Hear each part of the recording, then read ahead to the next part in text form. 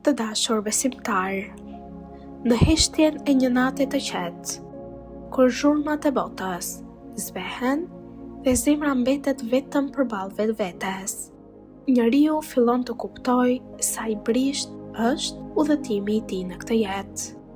Ditët kalojnë, vitet rrëshqasin si rëra, dhe shpesh njeriu zgjohet vetëm atëherë kur kupton se koha ka ikur.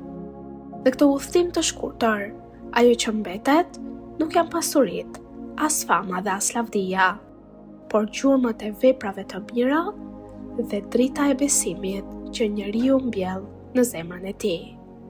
Islami na mëson se jeta nuk është vetëm një seri ditësh që kalojnë, por një amanet i madh që Allahu ja ka besuar njeriut.